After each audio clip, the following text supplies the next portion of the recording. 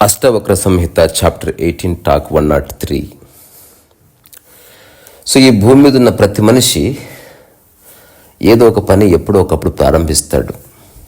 మనకి తెలుగు భాషలో ఈ పదం కూడా ఉంది, ఆరంభ శూరత్వం. చాలామంది ప్రారంభాన్ని చాలా గొప్పగా చేస్తారు, కానీ మెల్లమెల్లగా ఆవేశం నీరుగారిపోయి మళ్ళీ పురాతనమైన స్టేటస్కు యథావిధి స్థితి, యథావిధి మూర్ఛా స్థితి, యథావిధి బద్ధకపు స్థితి ఉత్పన్నమవుతుంది. దానికి కారణం ఏమిటి? సో మనిషి ఏదో చేయాలనుకోవడంలో తప్పులేదు, కానీ ఆ చేసే మొదటి అడుగులోనే ఒక తప్పుడు భావనతో మొదలుపెట్టడం వల్ల ఆరంభశూరత్వం వస్తుంది. ఆరంభశూరత్వం అంటే నేను పని మొదలు పెడుతున్నాను, కానీ ఈరోజు ఉన్నట్టు రేపు ఉండకపోవచ్చు, ఎల్లుండి దానికి గతి తగ్గుతుంది, 10 రోజుల తర్వాత ఆగిపోతుంది, 1 మంత్ తర్వాత మర్చిపోతావు, సంవత్సరం తర్వాత బాధపడతావు. అంతే అబ్బా, ఎన్నోసార్లు స్టార్ట్ చేస్తాను, బంద్ అయిపోతుంది రకరకాల కారణాల చేత అని మనిషి చెప్తాడు. కానీ అది ఎంతవరకు కరెక్ట్? సో అట్లాంటి విషయాన్ని అర్థం చేసుకోవడానికి అష్టవకుడు ఒక సూత్రం చెప్తున్నాడు ఈరోజు. ఎందుకంటే భూమి మీద ఉన్న ప్రతి మనిషి ఏదో పని చేయక మానడు, ఏదో పని ఎక్కడో ఒక చోట మొదలు పెట్టక మానడు. కానీ మొదలుపెట్టిన పని నిరంతరం కొనసాగకపోవడానికి కారణం ఏమిటి? కొందరు సమాజాన్ని బ్లేమ్ చేస్తారు, కొందరు సొంత ఆర్థిక పరిస్థితిని, కొందరు సొంత మానసిక స్థితిని, కొందరు స్నేహితుల్ని, కొందరు కుటుంబాన్ని, కొందరు ముహూర్తాల్ని, రకరకాల విషయాల్ని కారణం చూపి మనిషి తనను తాను ప్రొటెక్ట్ చేసుకుంటున్నాడు. He is fooling himself. సో అష్టావక్రుడు చెప్పబోతున్న ఈ సూత్రం, అసలు పని అంటే ఏమిటి, దాని యొక్క ఆరంభం ఏమిటి, ఎవడు ఆరంభిస్తాడు, ఎవడు సంపూర్ణంగా పూర్తి చేస్తాడు, ఎవడు మధ్యలో వదిలేస్తాడు, ఇట్లాంటి విషయాల గురించి ఒక అవగాహన తెచ్చుకుంటే మన జీవితం ఫలవంతం అవుతుంది. సో అష్టావకుడు చెప్తున్న ఈ చిన్న సూత్రం మన జీవితంలో క్రాంతి తీసుకురావచ్చు.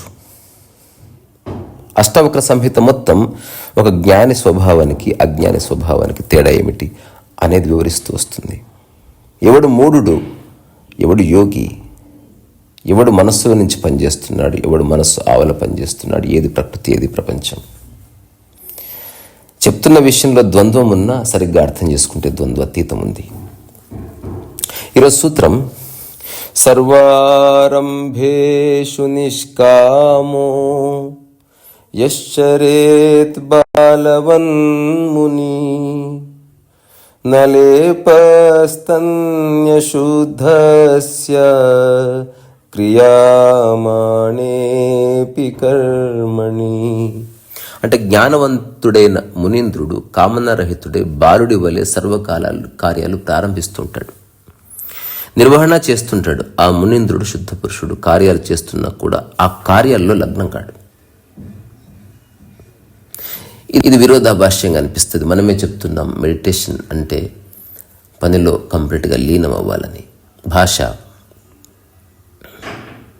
సో లీనం అవ్వాలి అంటే దాని అర్థం ఇంతకుముందు లీనం కావడం లేదని, అందుకని అట్లా చెప్పవలసి వచ్చింది. పని బాగా చేయాలని ఒకటికి చెప్తున్నామంటే ఇంతవరకు అతను బాగా చేయడం లేదని. కానీ ఎవరైతే పనిని సమశ్రద్ధతో నిరంతరం నిర్వర్తిస్తూ ఉన్నారో చెప్పడానికి ఏమి లేదు, అక్కడ మౌనమే.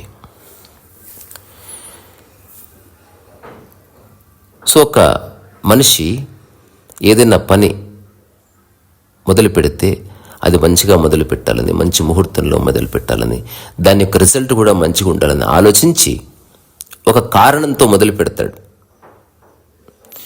కానీ అజ్ఞాని ఒక పనిని అకారణంతో మొదలు పెడతాడు. అందుకే లగ్నం అవసరం లేదు. అంటే నువ్వు ప్రత్యేకంగా మనసును లగ్నం చేయాల్సిన అవసరం లేదు. నీకు అతనికి ఆశించే ప్రత్యేక ఫలితాలంటూ ఏమీ లేవు, అందుకని అట్లా చెప్పవలసి వచ్చింది. సో భాషలో ఒకవేళ ధ్యానాన్ని నువ్వు గనక చెప్తే, అది తెలియని వాళ్ళకి చెప్పినప్పుడు ఏదన్నా ఒక పనిలో మనసు లగ్నం చేయి. మనస్సు, శరీరము, ఆ పని, చుట్టుపక్కల ఉన్న ప్రకృతి అంతా కలిపి ఒక్కటవ్వాలి, ఏకాత్మ భావన రావాలి. ఎందుకంటే లేదు కాబట్టి కదా.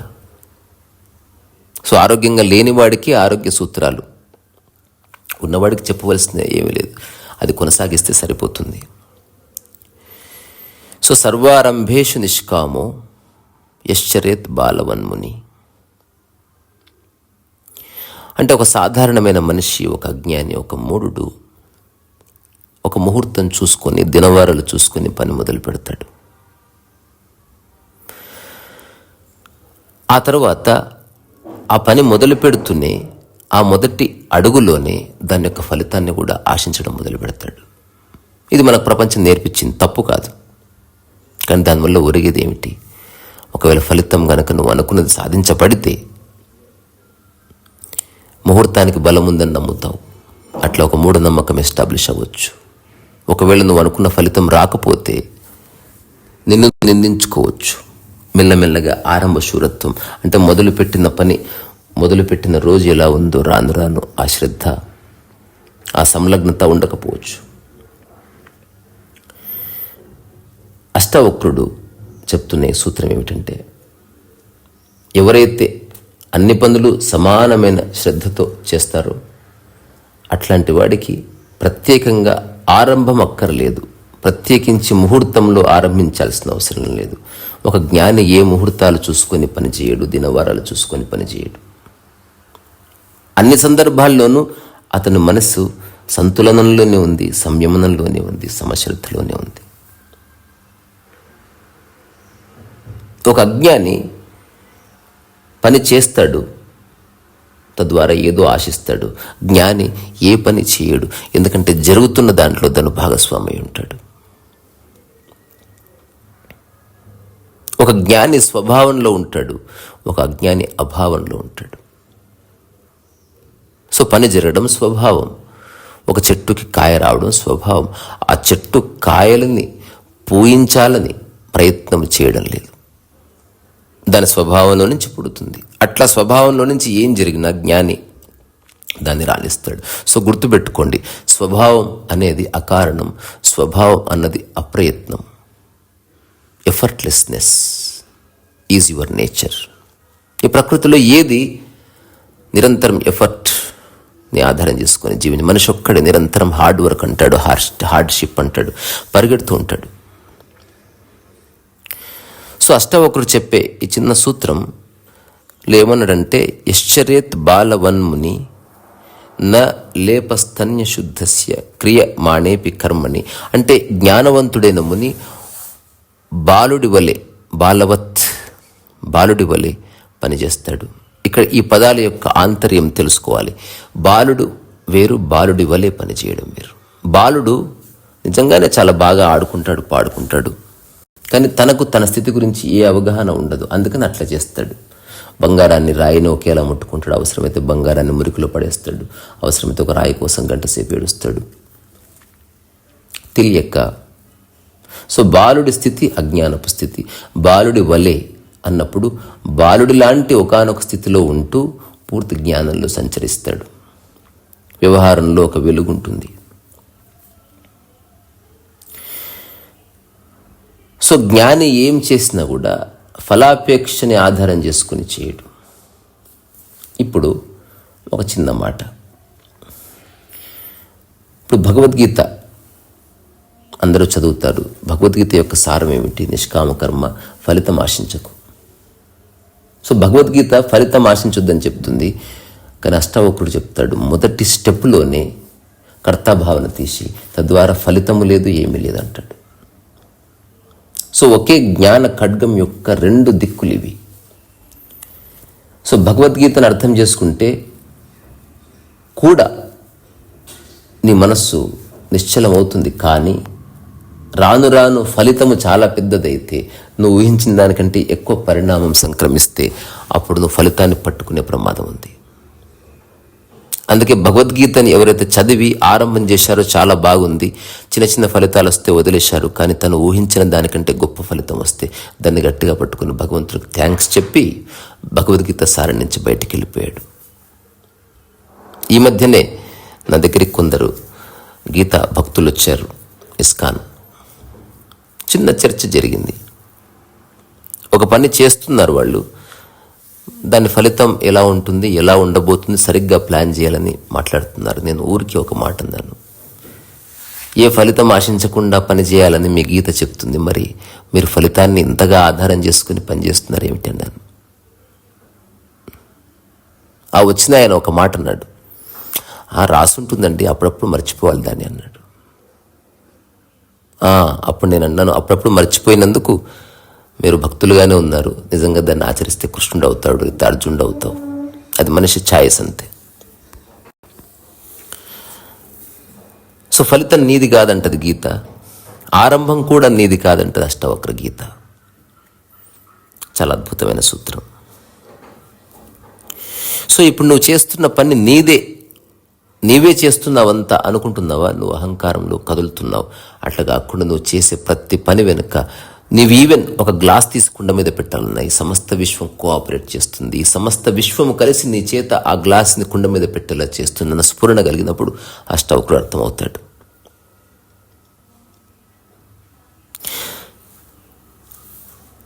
సో జ్ఞాని దినవారాలు ముహూర్తాలు చూసుకోకుండా నిరంతరము ఒక సంయమనంలో, ఒక ఆత్మ సంతులనంలో ఎలాంటి ఫలితం ఆశించకుండా మొదటి మెట్టులోనే కర్తాభావన వదిలేసి కదులుతాడు. కాబట్టి జ్ఞాని స్థితి చాలా అద్భుతమైన స్థితి. అదే మోక్షం అంటాడు అష్టవక్రుడు.